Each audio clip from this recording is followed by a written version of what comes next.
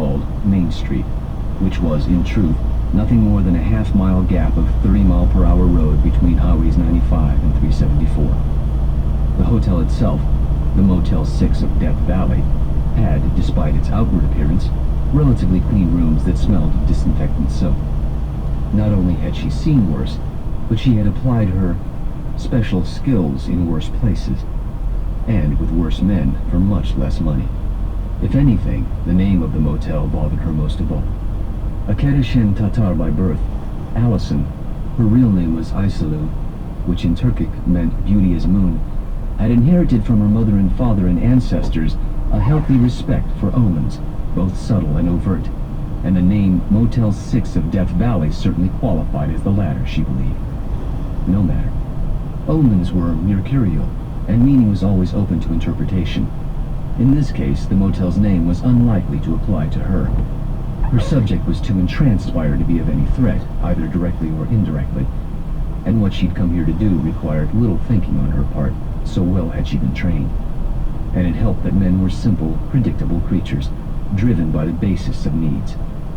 Men are clay, her first instructor, a woman named Olga, had once told her, and even at the tender age of 11, she'd known the truth of it, having seen it in the lingering gazes of the boys in her village, and even in the always watching eyes of some of the men. Even before she'd started going through her changes and her body had begun to blossom, she'd instinctively known which was not only the fairer sex, but the stronger one as well.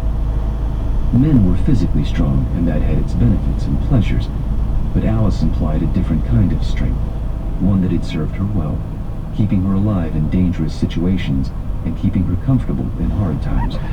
And now, at 22, with her village far behind her, her strength was making her wealthy. Better still, unlike many of her previous employers, her current one hadn't required an audition from her. Whether that was a function of their strict religious ideals or simply one of professionalism, she didn't know.